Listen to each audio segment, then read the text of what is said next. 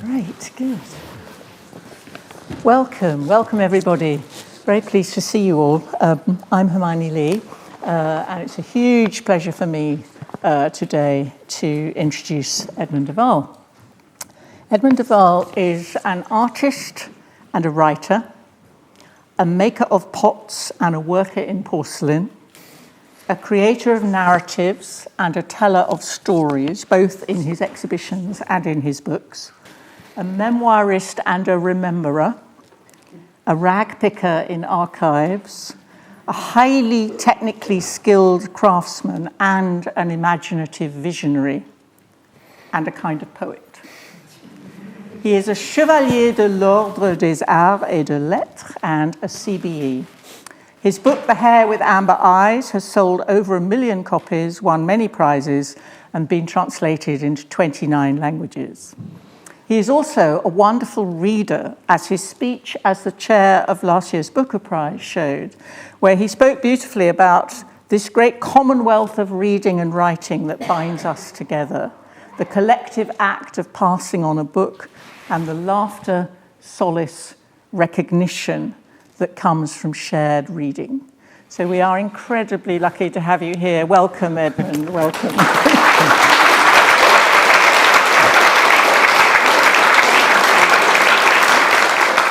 I just laced myself up in my Actually, microphone. at that moment, I want to run away. And that was the most lovely introduction. You can't run away. I can't run away. So your most recent reading and rereading has been of Virginia Woolf, who is very much on my mind all my life, because you were celebrating the 100th anniversary of Mrs. Dalloway last week at Charleston and Hay, and you wrote a lovely piece for that event about the shape of her writing, her use of ampersands and semicolons, which is why I tried to put so many semicolons in that introduction, her pauses and her shifts and her slippages, what you call her breath turns. So just recapitulating that a little bit, what attracts you to her writing? I think it's the most bodily writing I know. So when I'm reading her, I do feel her breathing. I feel her attention, as we all do, moving from one extraordinary moment, perception, flash of detail, of colour, of sound, and then her movement backwards to find out where she is in the world, and then back again into this bodily moment of perception and attention. And at each moment of her writing, I feel the movement of her thought. We all do, the movement of her thought. And I feel her moving as she's writing. And so the experience of this spring, which was to reread the diaries, which we should all be doing constantly because they are so extraordinary. And then this wonderful iterative rereading of Mrs. Dalloway in order to think of something I could say on the centenary of the publication has been a complete joy, because it took me back to her breathing, to this extraordinary pulse of her writing. You quote a line in her diary of 1924 when she's writing Mrs. Dalloway, and it's a question to herself, which she often does in the diary. Suppose one can keep the quality of a sketch in a finished and composed work. So the question, obviously, is that what you try to do in your own work? Whether it's, in installations or books, in the installations you have still lives, you have vitrines, you have patterns, but you also have openness and a sort of resistance to closure. So is that something you recognise, that wanting to have a sketch in a finished work? That's absolutely it. That's absolutely it. So you're making a pot. You're sitting at your wheel. You have next to you on your left-hand side, you have this sort of ziggurat of balls of porcelain clay, this beautiful plastic clay, and then the throwing of a pot, the making a vessel, is of course this strange holding of a breath. You're making an interior space. You're holding space and time, and you're taking that vessel off the wheel and putting it on your right-hand side and then picking it up again. And what you're doing as you're doing this, of course, is you are making a sketch. You're in time, and you're marking time at the same time. You're marking time.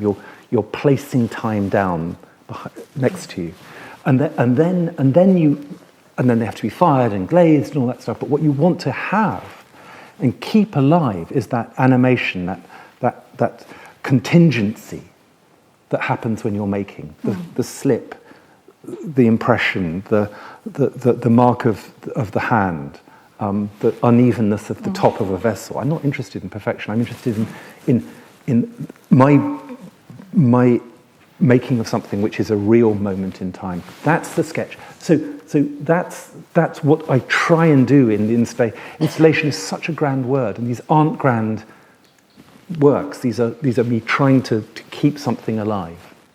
There's a wonderful little bit, if I can find it, in Letters to Camondo, which is your most recent book, which we're going to come back to, which is sort of a little meditation on this idea about things not being finished. It starts at the bottom with the thing about objects in transit. Could you just read a little bit of that? I love the feeling of objects in transit, that pulse that I wrote to you about, the contingency of something being here, no, there. But when I started making installations, placings of pots onto shelves or cabinets or vitrines high up, held in space or sometimes below ground, I found I loved that feeling of someone having just left, the objects still warm from handling. If the installation works, there's a roominess in it, the sort of shrug of something being safe to let go, to leave. It isn't a need for fixity, a dogma of not moving, but the apprehension that just briefly the world has paused. The velocity of things, bundling from place to place, hand to hand, from my kiln to dealer to collection, can just be slowed. It is a breath turn, a caesura. Yes, wonderful. Should I stop there? Yeah, Or can that's perfect. Okay. Actually. Yeah, that's lovely. So, is it over egging it to say or to ask whether that practice in making individual objects or making a whole rhythm and collection of objects is like writing?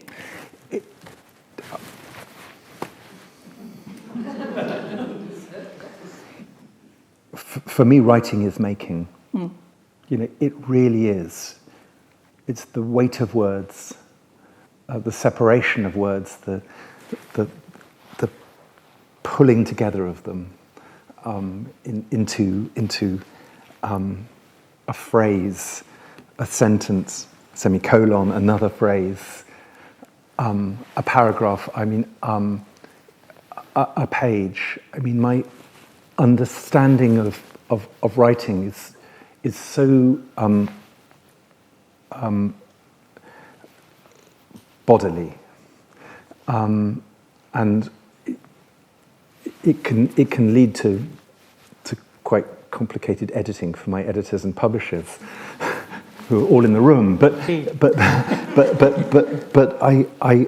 I think of a chapter or a page or a book absolutely as a made thing. There's David Jones, yes. Who is one of the people who I hold very dear, the great Welsh poet and visual artist and calligrapher, maker of inscriptions. You know, talked about, it's a beautiful word, the hedchiety of things. Say it again. Hedchiety. The thinginess of The things. thinginess of things. Yes. This is Oxford. You're allowed to use Latin terms. Yes, we can. And everyone nods. You know, yes, of course, the hedchiety. No one needs a translation. It means the thinginess, the weight of words, the shape of words. And David Jones kind of separates them and makes them into inscriptions, and I make them into pots or whatever, or into paragraphs. Do you throw away a bad sentence in the way you would throw away a spoilt pot? Yeah, my life is full of shards. it's full of broken pots, quite rightly. Things break, things have to get broken. You have to notice the brokenness of the world. That's a different conversation. But also, I can think of language as shards of language, yes. bits of language. The other great poet for me of that is the extraordinary poet Paul Celan, yes. Who wrote in German, whose family were murdered in the Shoah, and for whom also language is very much a series of brokennesses. Yes. And adding accretions. And it links back to Woolf too, although I promise not to be obsessive about this. You're allowed to be obsessive about Woolf, you really, really are. She has this wonderful phrase in her last novel, Between That's, which is orts, scraps and fragments. Yes. And I never quite knew what orts were, O-R-T-S. Yes. I never quite knew what orts was, but it's that orts I think are shards, probably. And going back to her, just the last time, she's an elegiac writer, thinking about the broken world that you just mentioned. She's thinking of death. She's writing about the dead. I mean, you used in your talk last week my favourite phrase from the diaries, which I put at the beginning of my book on her, which is, I meant to write about death, only life came breaking in, as usual. But you too are an elegiac writer. You go back to the dead and the lost. You think about lacrimae rerum, the tears that are in things. It's the epigraph for Letters to Camondo. But in The Hare with Amber Eyes, you say, melancholy is a sort of default vagueness, a get-out clause, a smothering lack of focus. So when you're writing in elegiac mode, how do you avoid too much melancholy? I don't know if I do. I think it's a failing in my writing. I think that I try and keep away from the elegiac. I try and keep away from melancholia, and sometimes I succeed. I think some bits I'm proud of some of my writing. I stand by that phrase that melancholia is it can be a default position in life writing. That's one of the issues that we may or may not talk about in the 3 hours that we've got together on stage. But it can be a problem. It can be a real problem. And the elegiac, the dying fall, that sense of the progression of a life or the progression of a narrative towards some, towards an end, can lead to a troubling velocity, troubling movement, which can not allow for the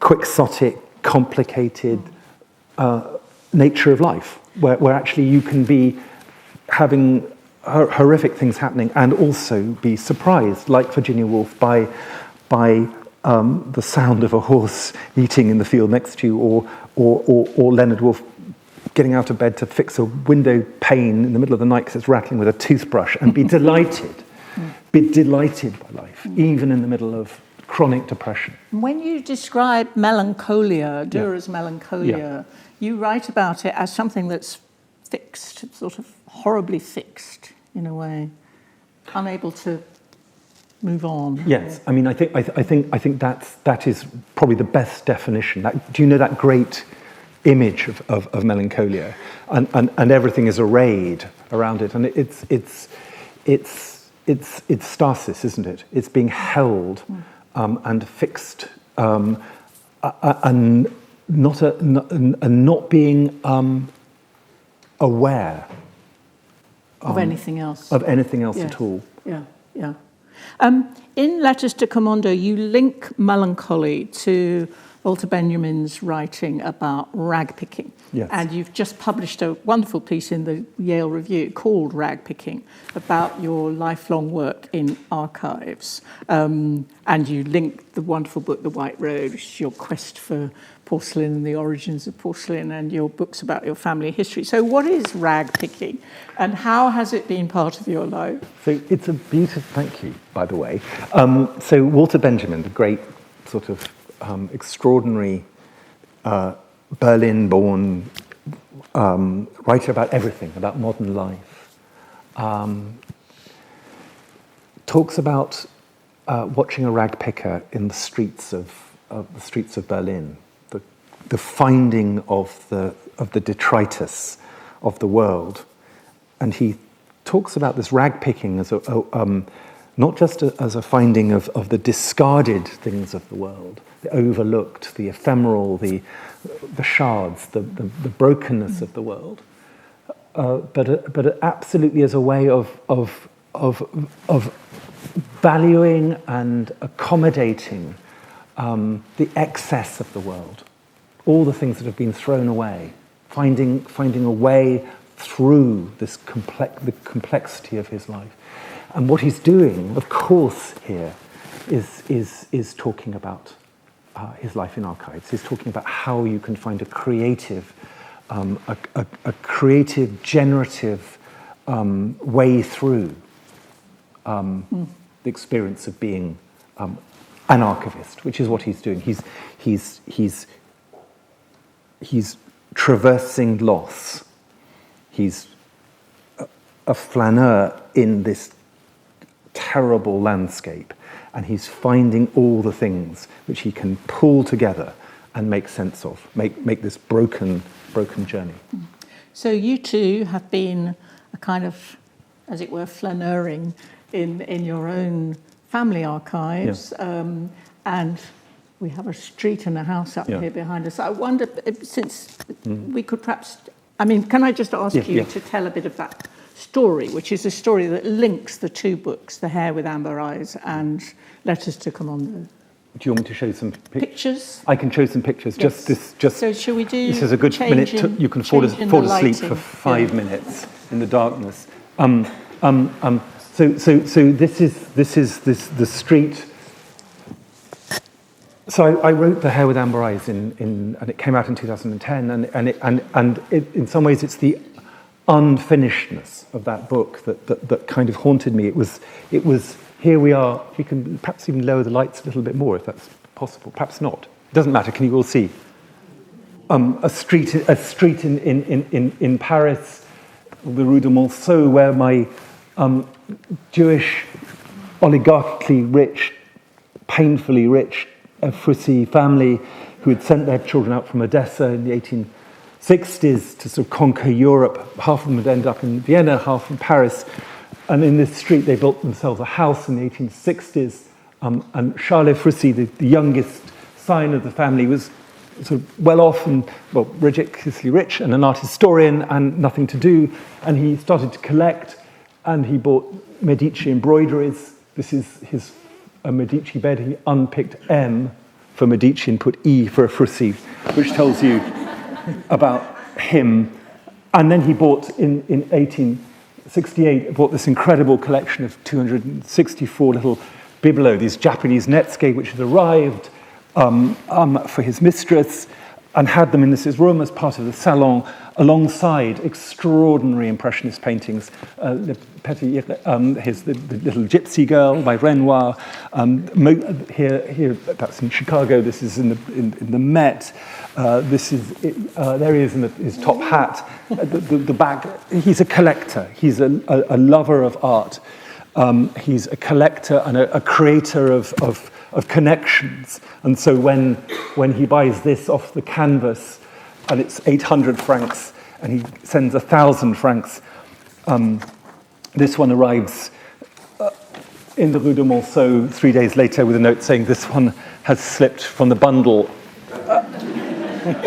And Charles Frussi and his collecting, here he is turned up in Proust, because Proust is his first secretary. So Charles Swann and Charles Frussi are intimately linked. But down the road, the same road, the house where I was going flaneuring, I wish I hadn't used that word, up and down the Rue de Monceau, is this extraordinary house, the Nissim de Camondo, which is where another great assimilated Jewish family arrives at the same time. And this extraordinary house here, which is based on the Petit Trianon, is built by Moïse de Camondo, this extraordinary man from Istanbul, Constantinople, who builds this house.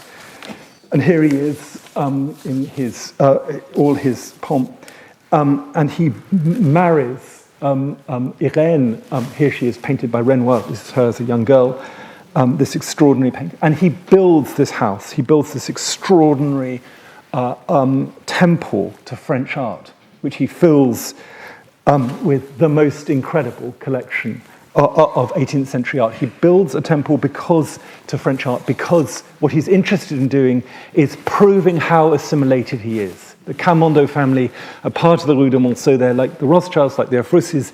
He is going to be part of this society and prove that he is a proper Parisian gentleman. And my God, he does it at scale and at speed. But if you go up the staircase to the attics, there is an incredible archive there. And I found this archive there when I was doing the research for the top floor is extraordinarily untouched, rooms after room after room after room, full of objects, full of letters. And what is revealed in this extraordinary archive is the story of the Camondo family, the fact that Moïse's only son here, Nissim, fights during the First World War and is killed during combat, and that at that moment Moïse decides this enormous house and this collection are going to become a memorial. This is where we're going to get to melancholia. And so the whole house, he decides, is going to become a static. It's going to become something where nothing is moved. This is Nissim's bedroom, which is preserved intact. And a cousin of my grandmother's, here he is, Reinach, a very bad composer, marries their only daughter, Beatrice, here she is, and they have children, and this is the house in which they grow up in. And in 1937, Moïse dies, and this extraordinary house becomes a museum. It becomes an enormous success. It's handed over to the French state. Everyone comes to visit it. It becomes this epitome of taste, of Parisian life. And Beatrice moves away. They live with her children in Paris. And then what happens is 1940, and then the systematic looting of all the Jewish households in Paris. And then, I'm going to tell this very quickly, the rounding up of Beatrice, her Efroussi Reinach husband, and their two children. And these are the deportation cards which tell the story of how they are arrested and how they are deported to Auschwitz. All four of them are murdered in Auschwitz. Here is the son, Bertrand, who, with his dog in the last photograph, he was training to be rather extraordinarily an ebonist. He wanted to work with French furniture, like in his grandfather's collection. So that is the story of the Camondo. The story is that the house is untouched because it's given to the French state. It's a memorial for Nissim, this boy who died in the First World War.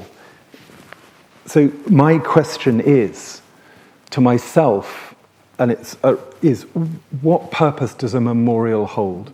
This memorial doesn't fulfill the obligation that Moïse gave it, that it would hold the family name, that it would honor his family, because it becomes a memorial for something far more facile, far more complicated and dangerous. And so my book is a series of letters. I'm not going to talk about the exhibition I did there. No. Okay. We can put the lights up and lose the images, because it's a real question. I start writing letters to Moïse going, what were you doing? What were you doing putting this house together? When you go into it, you talk a lot about air and breath and dust, and elsewhere you also talk about ashes. So that there's this very powerful and complicated sense of something there that's not exactly human, but is something that you are aware of or breathe in. I'm not quite sure how to ask the question, but there's something going on about what remains in the atmosphere. But isn't that the question? That is the question, Hermione. What remains? That's my question. What remains? I go to archives or to houses in Vienna or Odessa or Paris.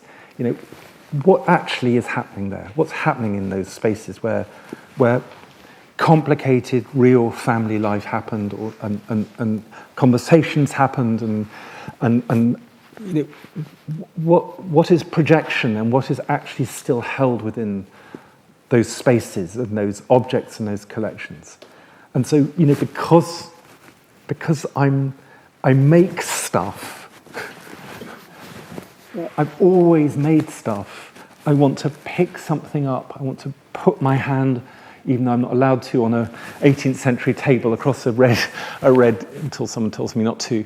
I want to pick up the objects that were put so carefully down in that house, and talk to the person who put them down, talk to the people who made them, talk to the servants who rearranged them for those dinner parties, talk to who came to that dinner party and what they talked to. Yeah. I want to...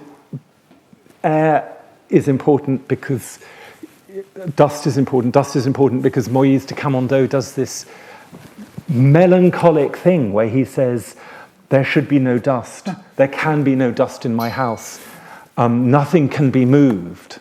It must stay as it is. Is there a part of you that doesn't like collections, that resists that idea of these people, the person you're writing to in this book, saying, in a way, everything's going to go, everything... obviously you take great pleasure and delight in finding things and seeing how these things were. But that's it. Collections survive and families don't. Work that one out. That is a huge conundrum for me. I can walk through and piece together whole inventories of objects and paintings and things, and room by room by room, whether it's in Vienna or in Paris or in Odessa, and go, this was here and that was there, and the families aren't there. The families are dead, they're broken, they're dispersed, they are exiled, they're murdered, or they live on in complicated places with erased histories, or complicated histories, or contingent histories, or in denial, or in far too strong elegiac relationship to their past. Objects and people have a very ongoing, uneasy relationship. You're allowed to say something. All right, I will. But it's just a follow-on, really. Yeah. So what you're doing when you're writing these astonishing books, The Hare with Amber Eyes and Letters to Camondo, it's a form of restitution, isn't it? We talk a lot about restitution in terms of the artworks that got snaffled or taken away or appropriated, and then by long legal methods, they sometimes come back to their owners, they sometimes don't. But your writing is a very direct and personal form of restitution, isn't it? So it is. So in fact, when I launched The Hare with Amber Eyes, extraordinary evening in Vienna, in the old family house, with some of my family there, and I said, this is restitution. There was the mayor of Vienna and ministers, and extraordinary moment. Look, packed, the whole balconies of the Palais Frissi packed, where at the Anschluss, things have been thrown across into the courtyard.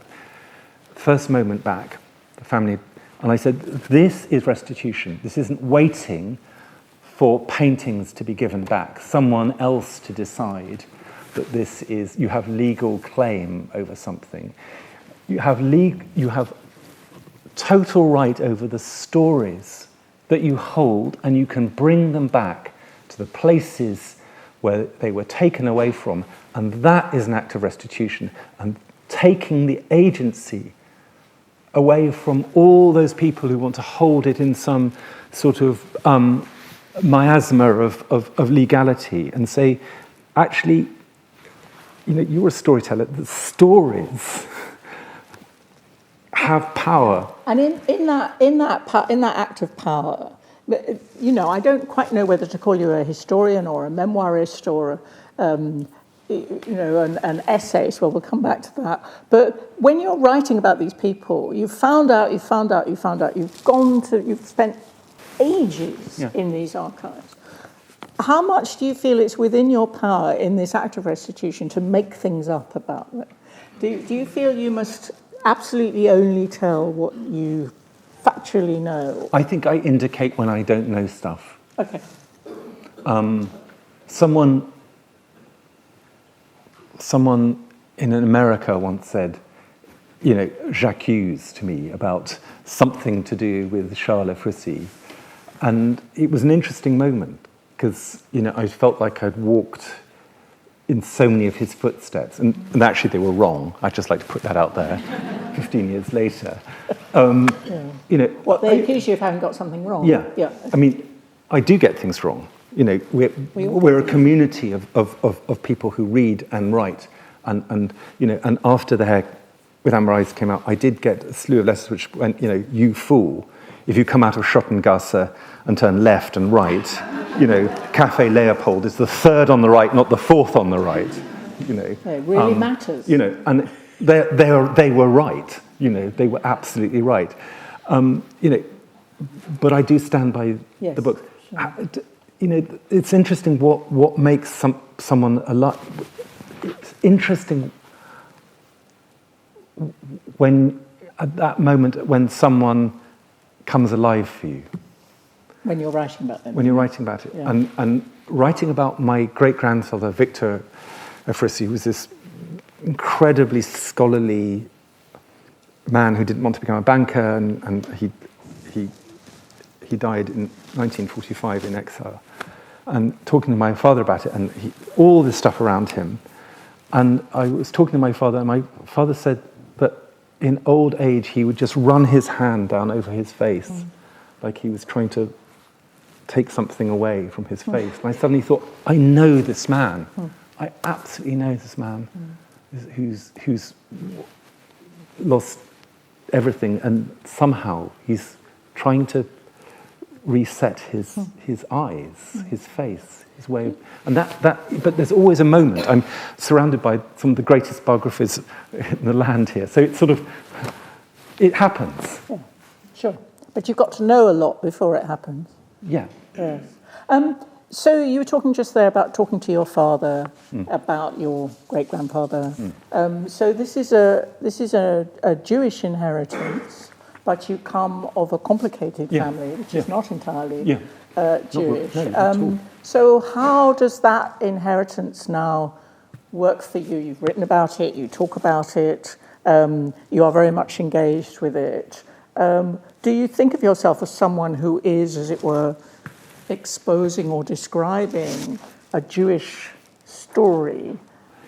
So my inheritance is that I come from a very kind of wide family of faith. My mother's in the audience, who's a writer and historian, comes from an Anglican background. I grew up in the Anglican Church, in Lincoln and Canterbury, amazing cathedrals.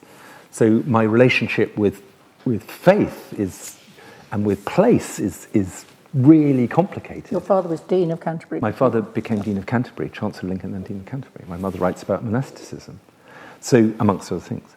So all these things are present. So how I refract that, these books are particular parts of my inheritance.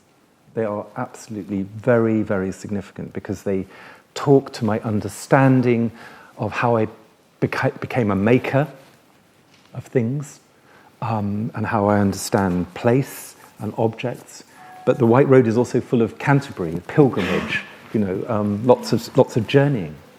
And in fact, I'm doing a project next year here in Oxford around the Psalms, which for me are these great songs of exile which cross all three Abrahamic traditions. I wanted to ask you about. It's exactly what I wanted to ask you good. about next, where you say at the end of Lettres to Camondo, you say, "I love the Psalms as they cross over everything. They are proper poems of exile." And I know that you did an exhibition, which I didn't see, at the Venice Biennale in 2019, which was called Psalm, was it not? Yeah. And you perhaps could describe it and talk a bit more about that. So, I mean, they really are important to me. You know, I grew up listening to them and in cathedrals, and of course they're absolutely key to Jewish faith. And so for Venice, I did a project in two parts. The whole thing was called Psalm. So I worked in the ghetto, in the synagogues, and made work there, which was the first time. It was an extraordinary invitation to work in those spaces. And then I made a Library of Exile. What was in it? The Library of Exile was a wooden structure which I covered, a small building, a pavilion, which I covered with porcelain slip on the outside, liquid porcelain. And I wrote the history of the destroyed libraries of the world from Alexandria onwards. You know, all the places that libraries have been, book burnings have been systematically, intentionally destroyed, ending up with Mosul. I mean, if I was doing it now, I'd add Gaza and Kharkiv and all the other places that have been systematically destroyed. And then inside, gloriously, 2,000 books by people who've been forced into exile, forced across borders, in so many languages, dozens and dozens of languages, each one with a book plate, an ex libris plate, so people could go in and read and find a book in their own language or a language that mattered to them and write their name in their book. And did they? They absolutely did. It was glorious, and we bought books because people wanted them. It was incredibly expensive. And then this whole, and we did poetry readings and worked with refugees, and then the whole installation went to Dresden, and then it went to the British Museum, and then all the books are now in Mosul, which was a library that was destroyed by ISIS, and the structure is now the reading room at the New Warburg, so you can go and see it there. Wonderful. But it was absolutely based around the Psalms, that the experience of exile, the experience of being in one place and remembering another, yearning for another, and that whole feeling of precarity, which is present in the Psalms. And the Psalms themselves, which, I mean, I'm ignorant about the Psalms, but presumably they are written, I suppose, by different people over long periods of time, and they have, you know, the order they are in, I imagine, is a very complex matter, and they have been differently translated by different people. Yeah. So that whole form of the Psalms, it's not one book like Matthew, Mark, Luke, or John. No. Or the Song of Solomon, it's a whole range of things, or in a way it's an installation.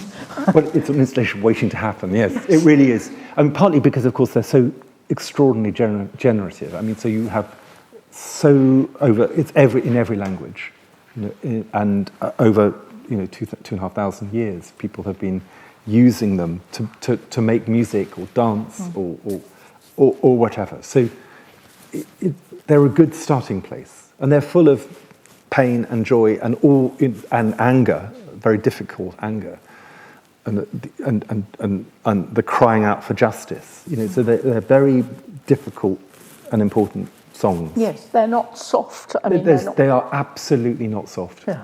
Yeah. They're made of a hard and painful material. Yeah, they really are. And they repeat and repeat and repeat, don't they? I mean, there's enormous amounts of repetition in these. Yeah. And repetition, as you said from the very beginning, is a very important part of my life. Yes, in a good way. That takes us neatly back to the form of your... I want to press a bit more on the forms of your writing. And I wondered, again, if you would read a little bit. It's the section about lists. Oh, good. In Lettres to Can't beat a good list. It's Thank you. The whole thing. Read the whole thing. Yeah, okay, yeah. letter 41. Cher Monsieur, as you have a number of books of essays in your library, I thought I'd suggest some topics to discuss together in the manner of Montaigne, on why you keep carbon copies of everything, on placement at dinner parties, and on the placement of furniture in the house and the connection between these two actions, on being partly deaf, on being partly blind, on bed. How do you sleep in a bed that size? On Kaddish, on the sounds of the kitchen, on being exigent, on the papers. Le Figaro comes daily, Le Gaulois comes daily, L'Illustration comes monthly, La Revue de l'Art comes monthly, Gazette de Beaux-Arts comes monthly. On mirrors, on glass, on surfaces that reflect and surfaces that don't. On the Bacchante. Really? On smell, on chamomile and Montrachet, on the sounds of children in the house, on the sounds of silver on porcelain, on the sounds of the gardener clipping the box hedges, on those lunches you gave Louvre. How long does a luncheon last? Really still want to ask him that. On sitting for portraits, Carolus Durin and Bordoni and Renoir, how do you choose? On family graves, on how you greet people. Visitors to the house can arrive by horse, by car, by foot. Discuss. On what the dealers are trying to sell you now. There's an envelope from X in London with 6 photographs. They have the pleasure in inviting you to take the opportunity of reserving these works. Highly significant exemplar of the work of Y from Le Grand Meuble de la Reine. Let me beg of you that you take this. It ought to strike the perfect note alongside your other treasures. On comfort in museums. Since visitors usually keep their coats on, only this entrance should be used, especially as it is more economical. On enlightenment, the liberation of the Jews, the abolition of slavery, on provenance in objects and on provenance in family, family trees as inventories, on trees, on privet. All for now. I'll wait to hear which one we should attempt. Essay are a start of a conversation, contingent, digressive. You cannot be completely sure of where they will lead you. Well, a final one. The shape of my library is round, the only flat side being the part needed for my table and chair, and curving round me, it presents at a glance all my books, writes Montaigne in his essay of 3 kinds of association.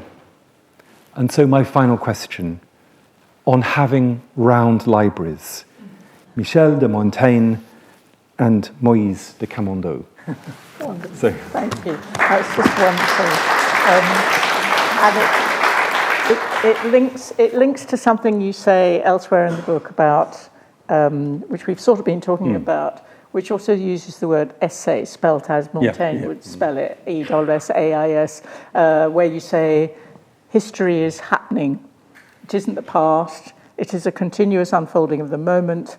That is why objects carry so much. They belong in all the tenses, unresolved, unsettling. Essays.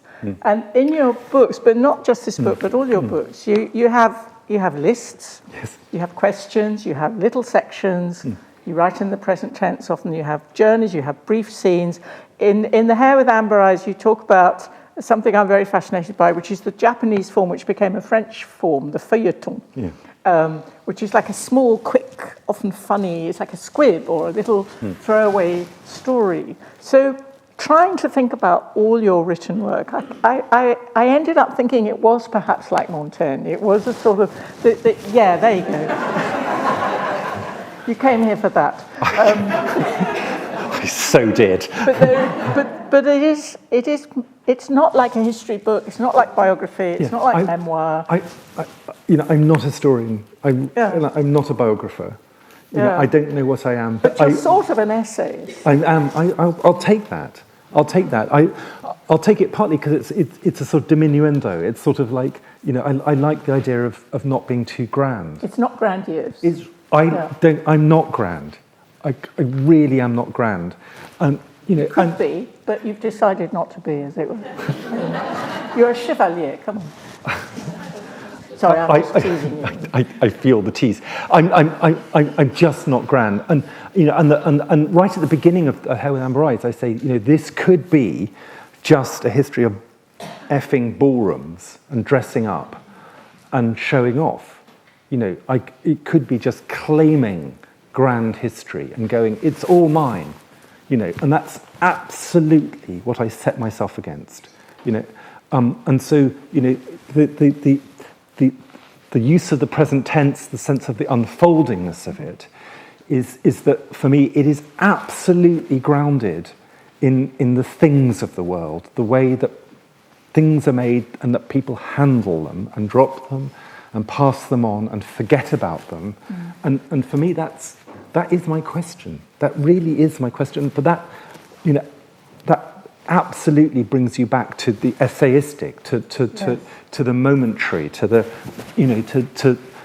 to this sort of this moment rather than that moment. So how do you do the Angelus, or how do you talk about the show, or how do you talk about exile? You absolutely talk about what you carry with you when you leave, and what you leave behind, or what you forget, or what you're trying to remember. That's the only way I can access huge things, is through that.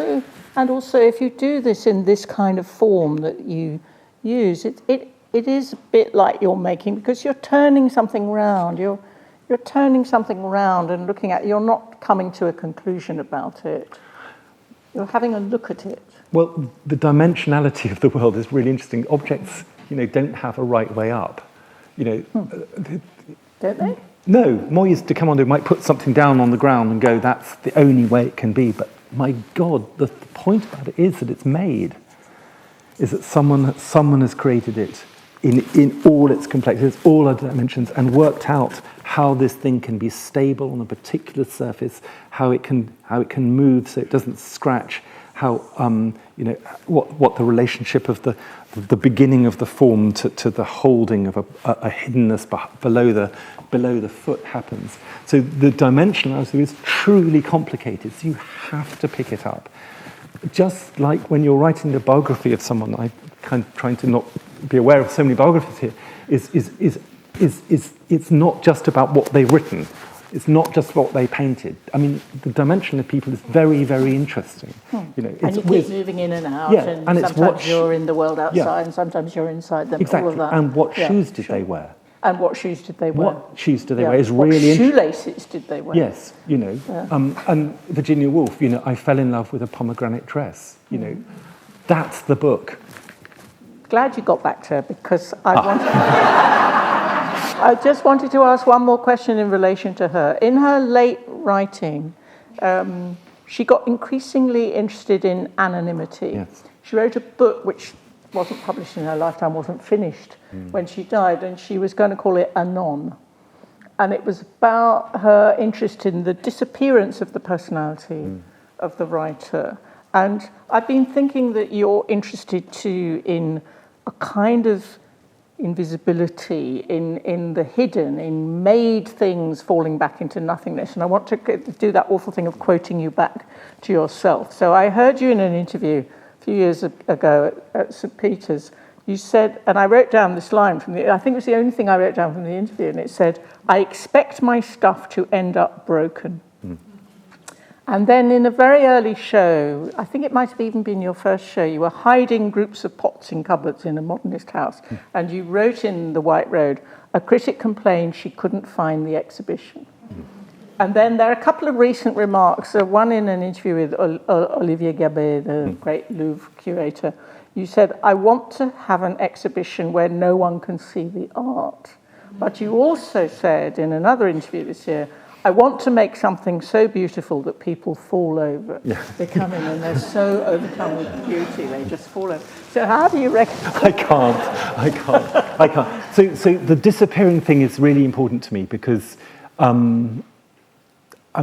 that's about paying attention in spaces. That's about pilgrimage. That's about paying attention to the place you're in, and slow disclosure. So, it was completely apparent to me that all these installations in a modernist house, or indeed at the V&A up high in the dome, they're there if you want to look for them. If you don't want to look for them, that's absolutely fine. That doesn't bother me in the slightest, but they're there. Or in the Musée Camondo, when I did this exhibition, I took Maurice de Camondo's strictures about not moving anything really seriously. So I put objects down. I wanted people to find them or not find them. That was part of my imperative. Is it a bit like when you go to Notre Dame and you know that there are hundreds of astonishing things which actually nobody can see? It is. But I also, and this is where it gets perverse, bear with me, is made, I think, a really beautiful installation, 2 installations, which I did put in the attics of the Musée Camondo, in the darkness, in the shadows, and close the doors. And for me, that was a homage and a witness, and that was important. I was just talking to history, to that history, to those people. So nobody saw them? No. And you can be offended by that. And there were things in drawers that people didn't know about. But that seemed to me a perfectly legitimate response to a really complicated history. Now, that's, I say that and I realize how unbelievably stupid and perverse that sounds. But it's my stupidity and perversity, which is, that the objects of the world are out there and they have this strange life that we don't understand. And that by putting them up there, they are absolutely in conversation with a history. The thing about falling over, I would love someone to fall over in an exhibition because they saw something and it was so beautiful that they couldn't control their legs. They fainted. I want a good 19th century faint. Someone to flat out because they couldn't believe it. And I'm getting too excited here. So, it hasn't happened yet. I can tell you that. But it is a wonderful contradiction to me that you hide things and you know things will break. You know that everything will pass away. Nothing is forever. Yeah. But at the same time, you want these things to be huge achievements of great beauty, without being grand about it. Yeah, I don't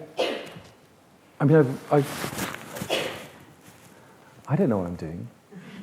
In the sense that I'm very, very drawn to the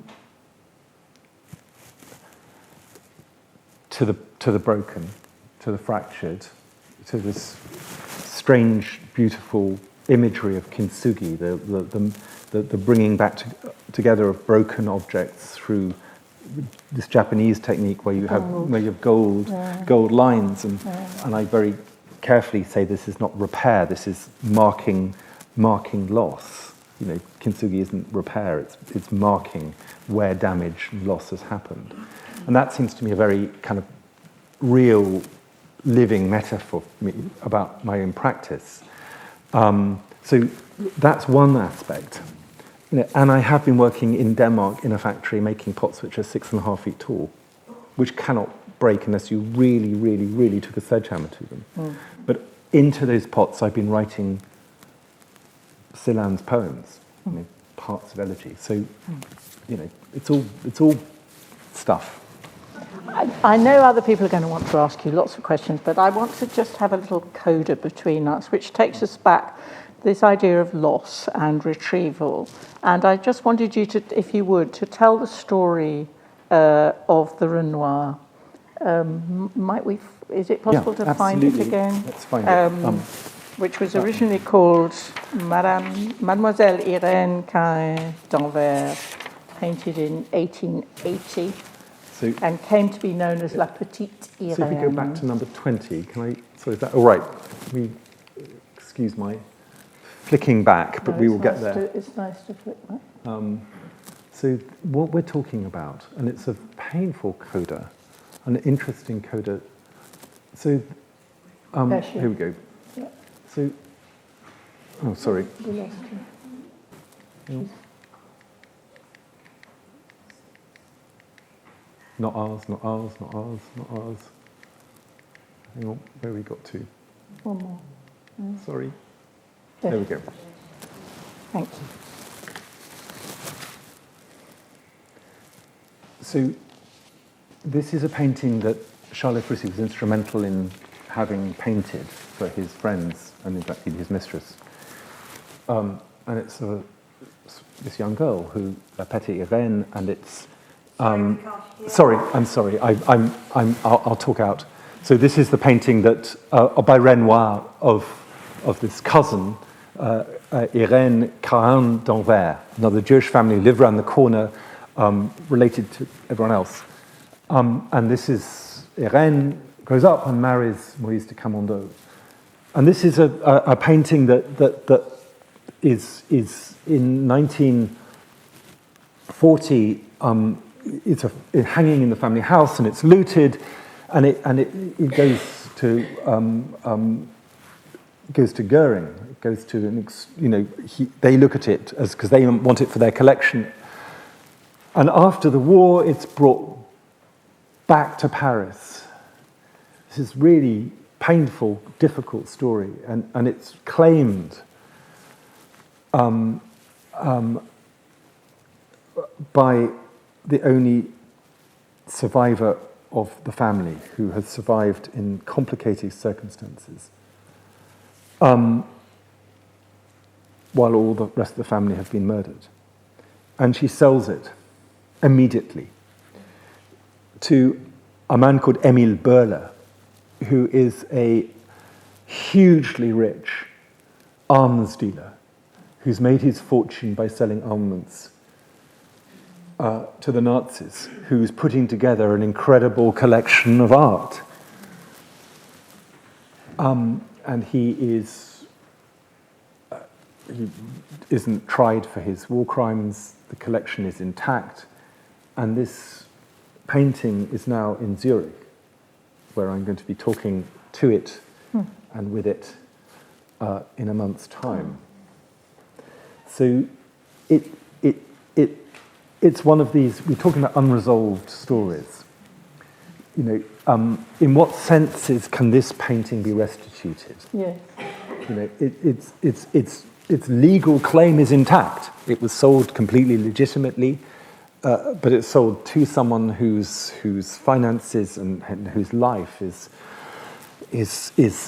profoundly implicated in the Shoah.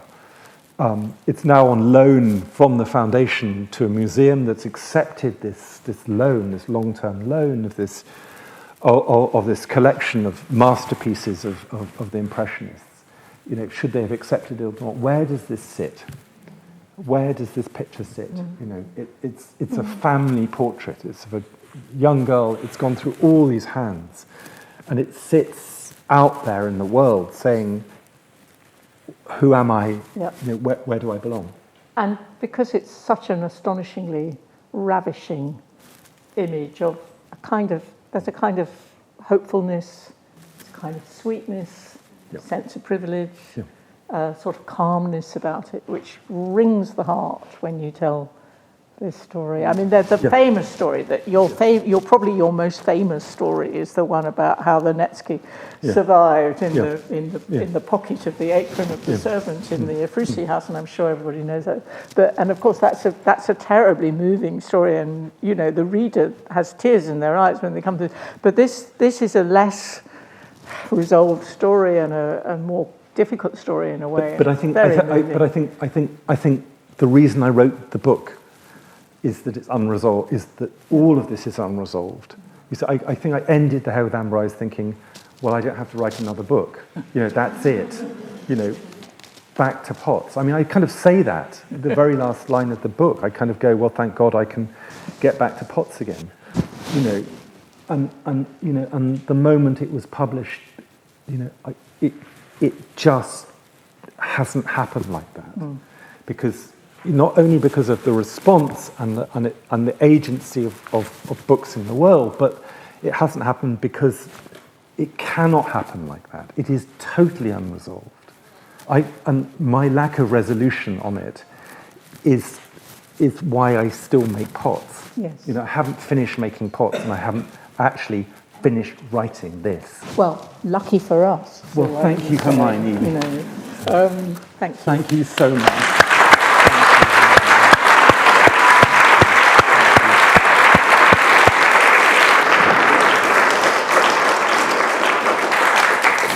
I think we raise the lights, possibly.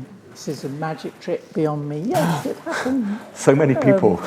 We could have. I'm sure there must be questions, and there are mics. So please wait for the mic. Yes, please. Right next to the. That was very convenient. Thank you. Hi, Edmund. Thank you so much for your books. I think I had mentioned my name is Ava Chin, and I've taught your book before. Plenty of times to undergraduates and graduate students at the City University of New York.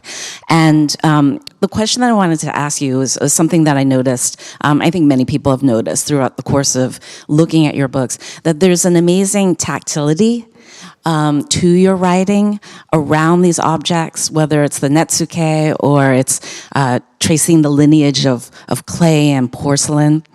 And I wanted to ask you, because you're that rare combination of person who is expert in one genre and then also was able to transfer those skills over to another.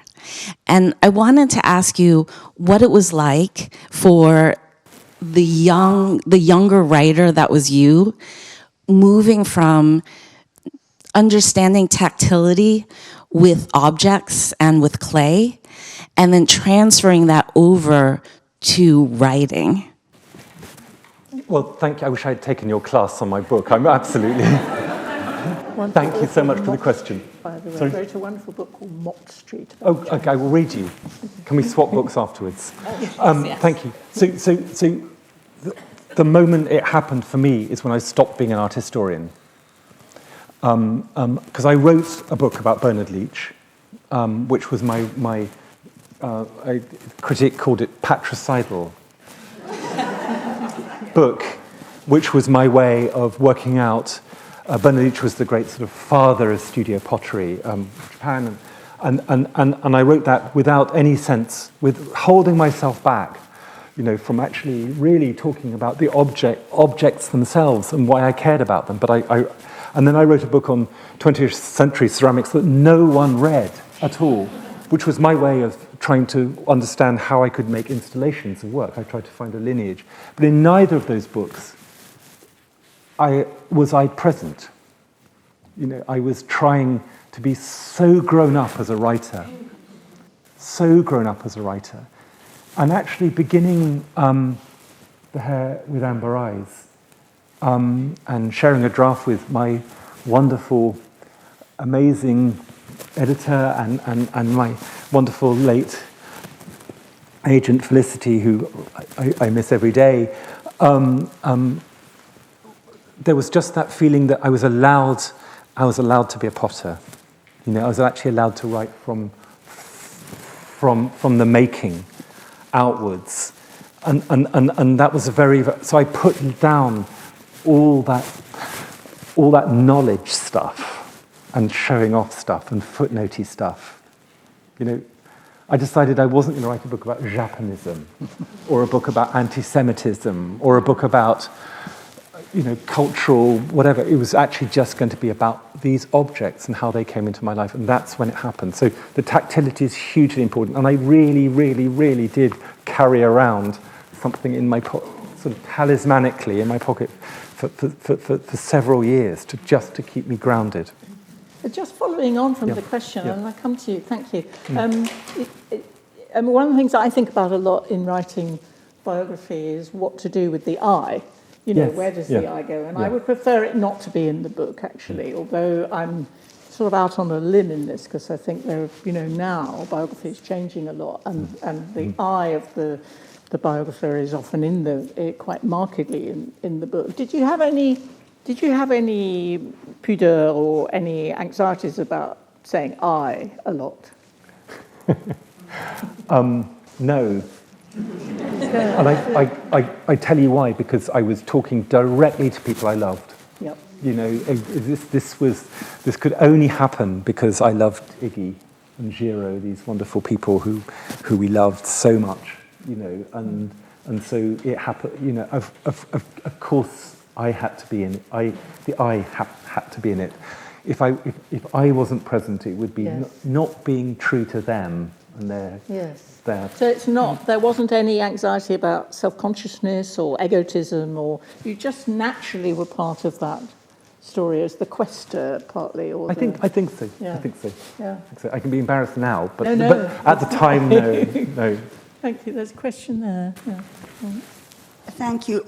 As a maker, and you talk about the space within your pots, how do you feel about your pots and their relationship, therefore your relationship, to the collector?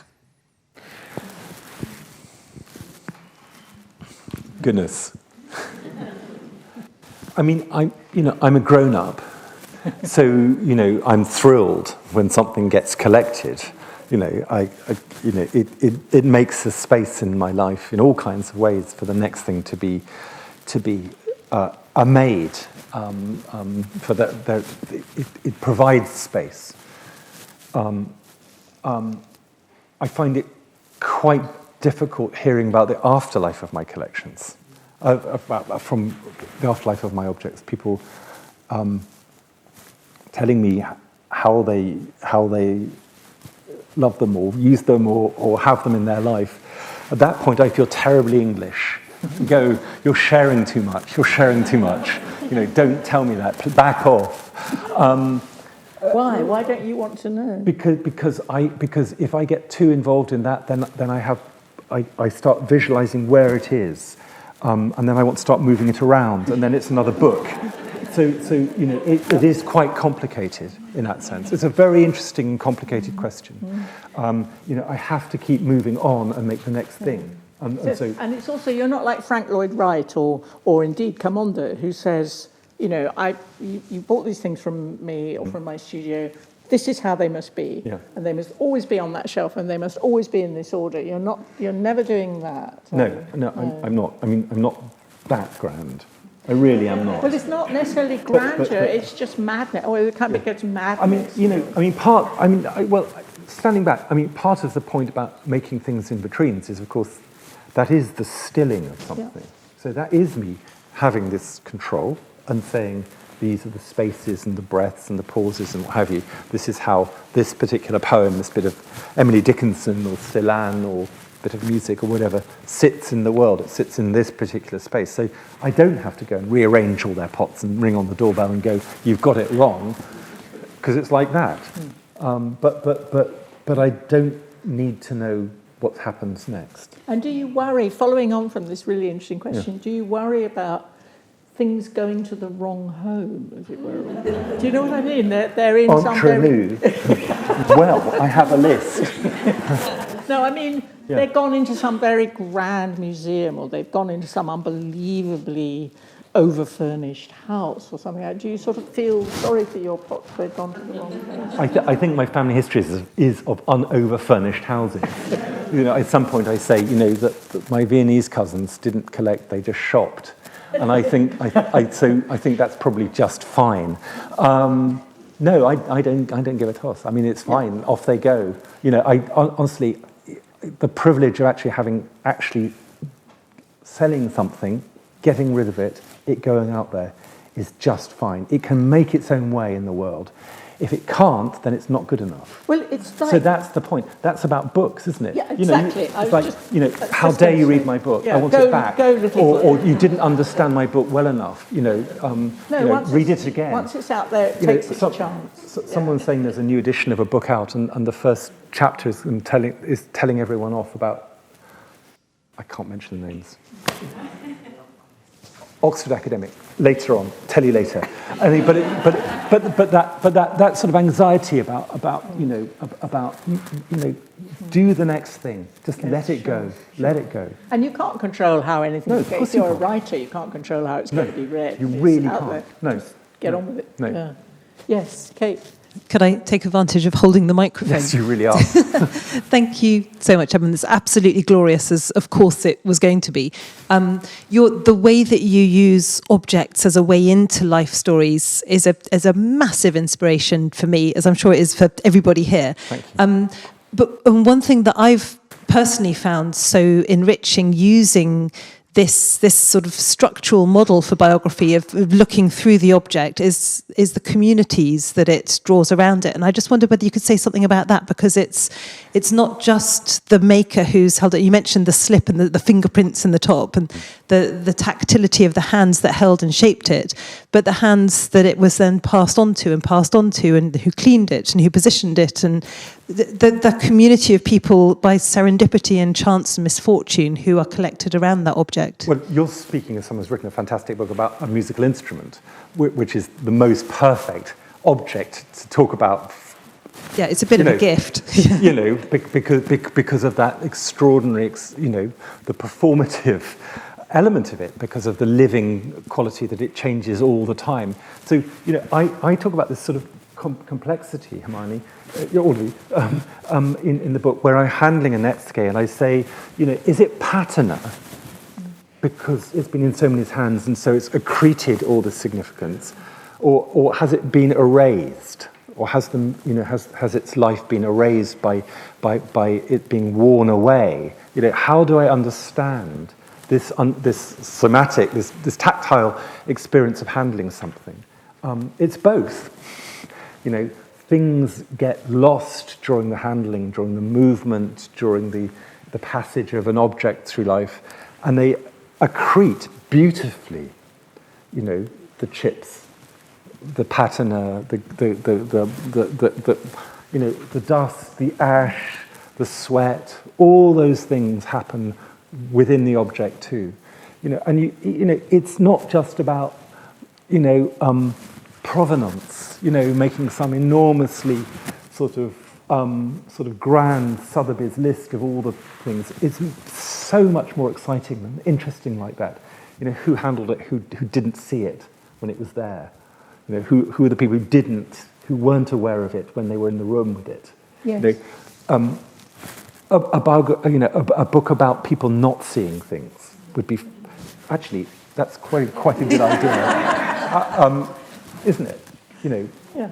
Or a book about people not reading. I mean, there's lots there. But it's also as you're talking, I'm thinking about touch. What the sense of touch that you're talking about, and it's being touched by something, and allowing us in our minds to touch things or to have a sense of touch. You've got a very brilliant way of making the reader, just reading linear prose, in their minds imagine objects, as well as making them yourself. So that's a very important part of what you're doing, isn't it? It's partly, Kate, what you're talking about. Yes, but also the fact that touch is shared by people who would never have met each other or never have anything in common other than that object. There is something wonderfully random, almost sort of chaos theory about that. Yeah, and that can lead to very complicated and painful journeys of objects through the world. So it's not just about, I love this, it came from my grandmother who I adored, and I'm passing it to you, end of very, very short story. It brings with it lots of whose hands has it been in, whose hands hasn't it been in, what's not being said. It's very, very important. I think we could end on the thought of what's not been said, because there might have been so much more to say. We could all be here for hours, but there is now time for drinks, and Edmund's very kindly signed some. Am I allowed just to say that this has been the happiest hour on stage with Hermione Lee?